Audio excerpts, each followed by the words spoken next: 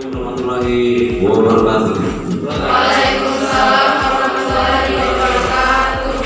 Yang saya hormati Bapak Ibu Guru Pembina OSIS SMK Negeri Pak Utara, anak-anak sekalian yang kita sama berbahagia. Syukur alhamdulillah kalau kita pada alhamdulillah syukur Subhanahu wa ta'ala sehingga kita masih diberikan kesehatan kekuatan yang mana per hari ini kita melaksanakan agenda yang mana itu Hari Pangan Sedunia. Kita tahu bersama bahwa tanggal 16 Oktober itu adalah Hari Pangan Sedunia. Inilah tercukupi ya. Sekarang beras itu sudah naik ya, beras. Kemudian harga sembako lain juga sudah naik. Makanya kepada Dade itu dijaga kebutuhannya, terus makan juga ya. Ya. Di sini dia akan sebentar akan dipaparkan masalah materi makanan sehat. Ya. Memberikan materi ini, untuk memaparkan materi ini.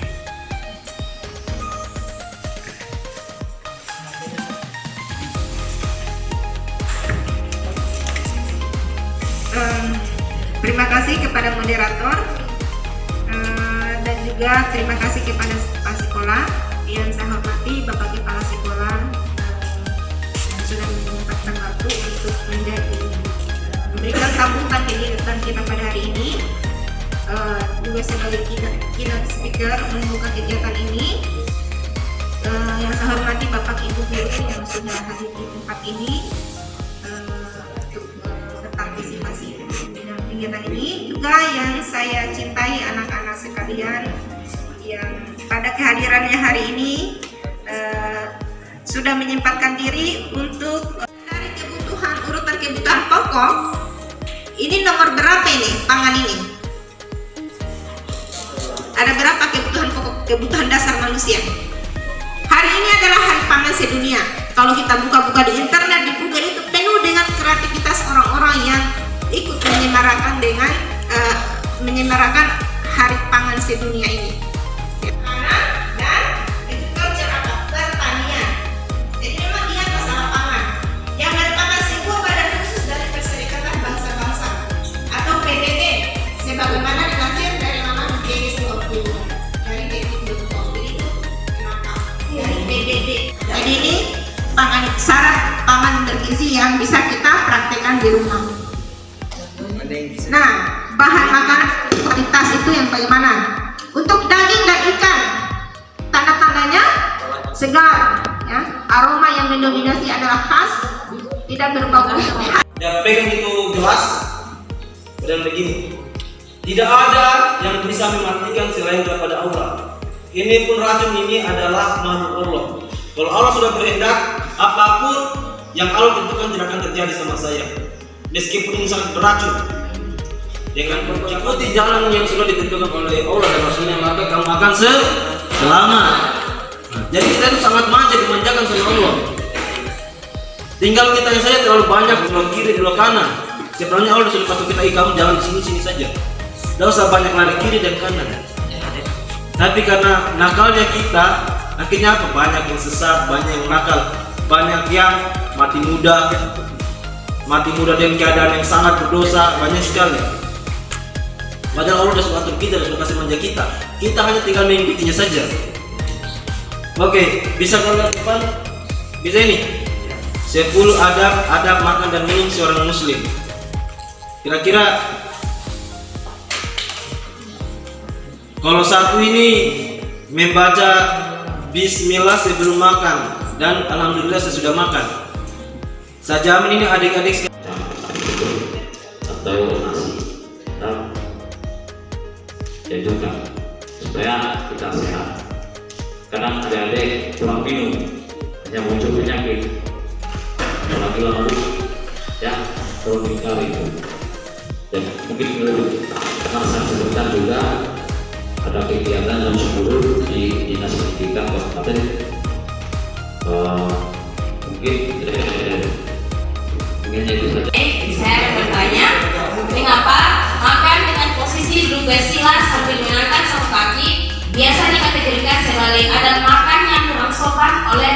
makmum. Sedangkan Rasulullah SAW sendiri mempraktekkan posisi duduk tersebut saat makan.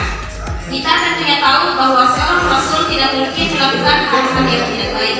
Saya akan memberikan pertanyaan, bagaimana cara mengetahui makanan yang kita santap atau yang kita konsumsi tersebut sebagai makanan yang sehat dan bergizi.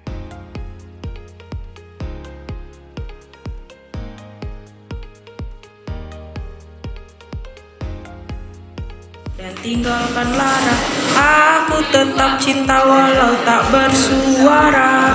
Biasa ku cinta, coba kau pahami. Ku sudah bilang sayang, sayang. Tak mendua ku. Itulah ada ini yang saya dapatkan, yaitu tentang saya tahu tentang cara mengolah makanan sebenarnya.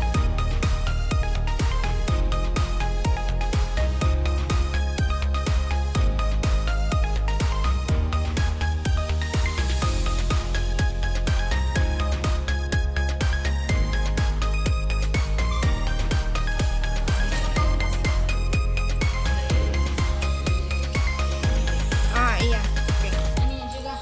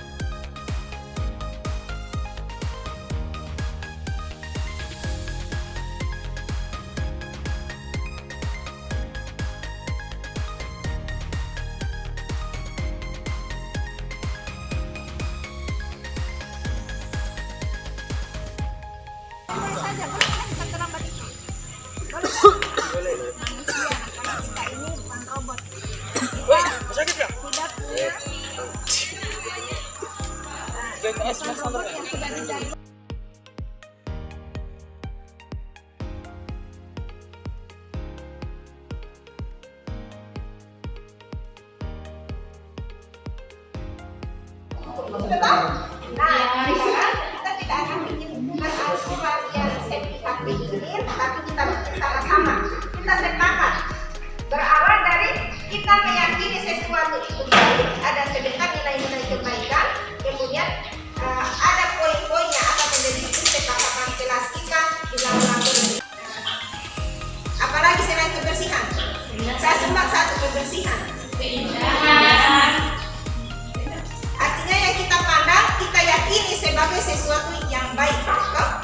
Yang mau beragama apa, mau suku apa, mau bangsa apa, pokoknya ini dipandang sebagai suatu kebaikan universal. Semua orang mengakuinya sebagai sesuatu yang baik. Apalagi keindahan.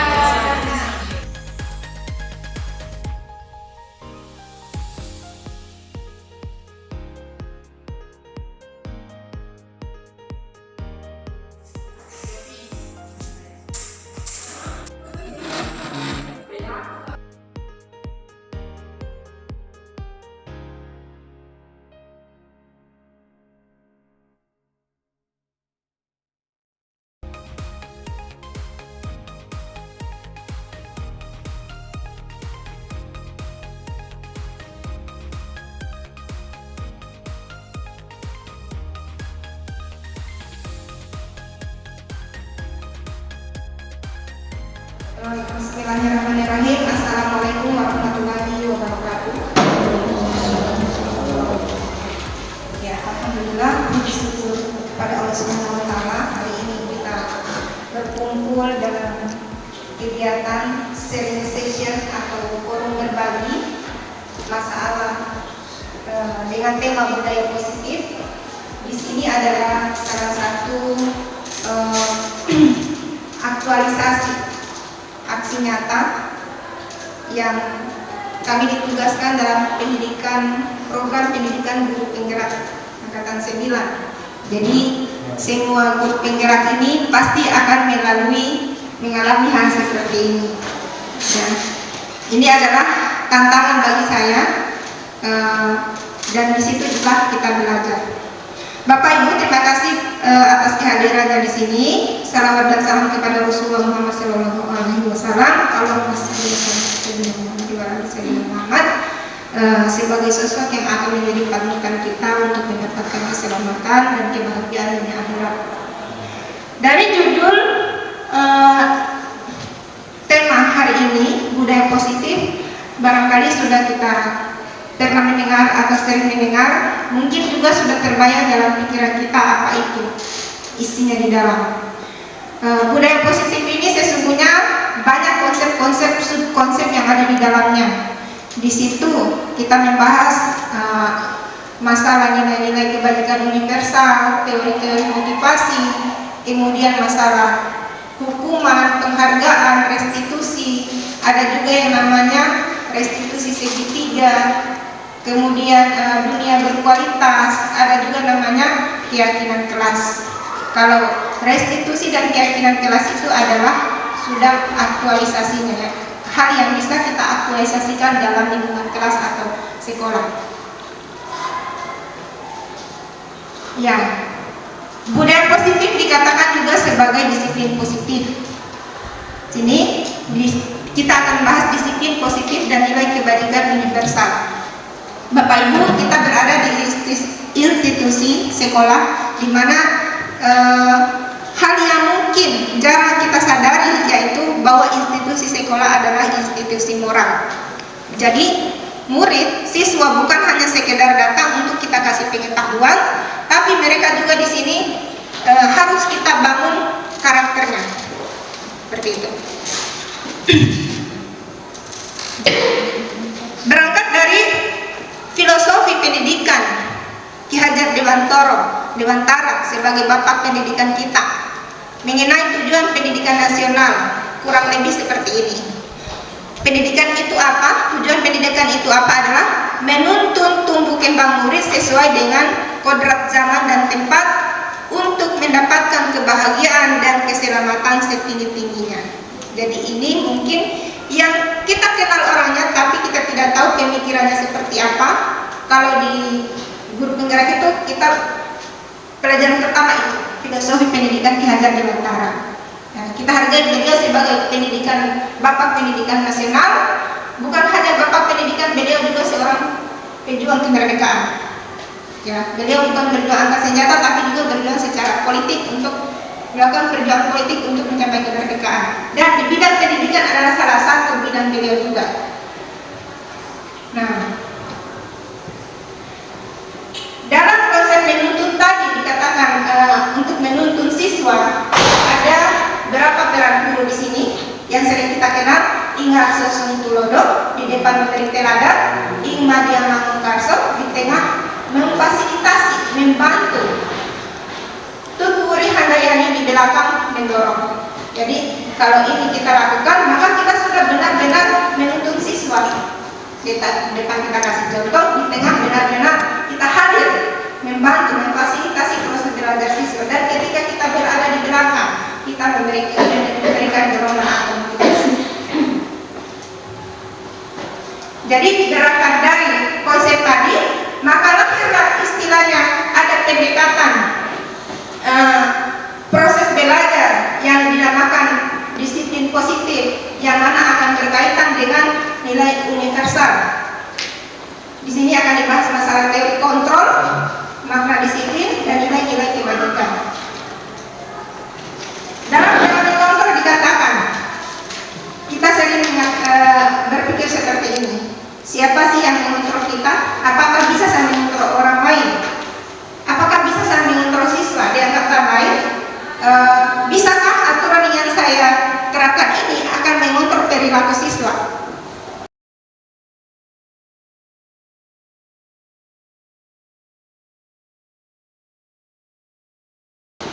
Nah, di sini ada teori kontrol yang dikeluarkan oleh William Glasser. Ada ilusi seperti ini, ada pendapat seperti ini.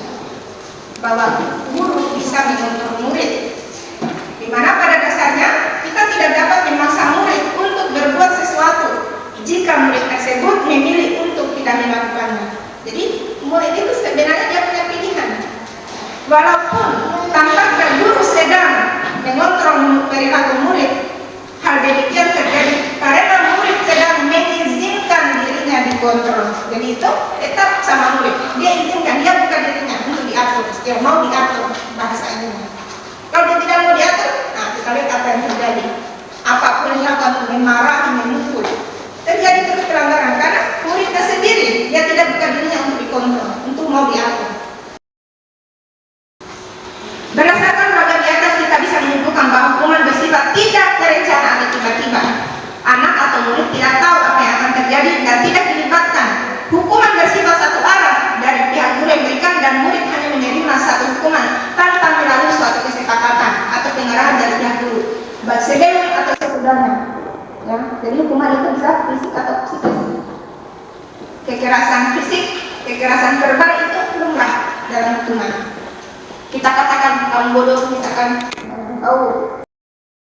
penghargaan, ada tadi punishment, sekarang ada reward, ada hukuman, ada penghargaan. Bagaimana sih efektifnya penghargaan ini terhadap memperbaiki perilaku anak? Ya, di sini ada quotes yang diberikan oleh Artikom yang mengenai efek dari pemberian hadiah, di mana dengan memberikan hadiah seakan-akan kita berasumsi bahwa orang tersebut itu dia tidak mampu melakukannya kecuali sampaikan dia hadiah. Nah, seakan-akan kita berarti dia tidak mampu, padahal mungkin dia mampu. Nah, penghargaan itu ada efeknya Bapak Ibu. Ada penghargaan jangka pendek dan ada jangka panjang. Penghargaan efektif jika kita menginginkan seseorang melakukan sesuatu yang kita inginkan dalam jangka waktu pendek. Jadi dia itu efektifnya hanya untuk jangka pendek saja. Tapi jika kita menggunakan penghargaan lagi dan lagi, maka orang tersebut akan tergantung pada penghargaan diberikan serta kehilangan motivasi dari dalam. Maka sama saja kita menghancurkan murid tersebut, orang tersebut, karena dia sudah ketergantungan dengan hadiah-hadiah, penghargaan dan penghargaan. Jadi kalau kita mendapatkan hadiah, kita akan mengharapkan yang seperti itu terus. Artinya di pikirannya tidak ada lagi idealisme, yang ada hanyalah materi.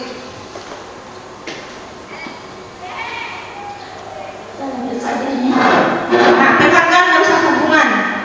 Artinya di sini kenapa bisa merusak hubungan? Karena ada orang lain yang akan iri. Karena sifat penghargaan itu hanya satu orang, yang lainnya itu tidak diberikan. Padahal mungkin hanya beda satu angka saja. Dia bekerja lebih keras, dia kerja kurang satu angka nilai kerja keras dan yang diberikan hadiah. Padahal sama-sama sudah keluar dulu, sudah jual, tapi yang diberikan satu orang. Nah, jadi akan rusak hubungan. Kita sama-sama capek, sama-sama melakukan ini, hanya dia yang mendapatkan. Jadi itu akan merusak hubungan. Ini sadar tidak sadar pasti terjadi. Bersama dalam kelas, di mana kesadaran itu akan menciptakan kecemasan. Yang sebentar Bapak Ibu ya, kalau ada yang ini bisa kita. Penghargaan mematikan kreativitas. Ya. Kenapa? Karena dalam pikirannya itu yang ada hanya fokus dengan syarat-syarat dia dapat penghargaan itu. Dia tidak akan melakukan lebih dari itu. Makanya kreativitasnya mati. Ketika orang ditekan, harus memenuhi syarat ini agar kamu mendapatkan penghargaan, dia akan berjuang mati-matian untuk mendapatkan itu. Akhirnya yang terjadi stres, depresi, kecemasan. Akhirnya kalau sudah ada stres, depresi, hilanglah kreativitas. Penghargaan bersifat menghukum, ini kadang juga ya. Kita memberikan penghargaan sama seseorang tanpa kita sadar kita sedang menghukum orang yang lain yang tidak sungguh-sungguh, yang tidak dekat. Kamu tidak berhak dapat ini. Mungkin tidak kita tak katakan, tapi ini secara tersirat di situ. Kita sedang menghukum orang lain. Ya, tadi tentang hukuman, penghargaan dan restitusi. Sekarang kita masuk keyakinan kelas, di mana keyakinan kelas ini lahirnya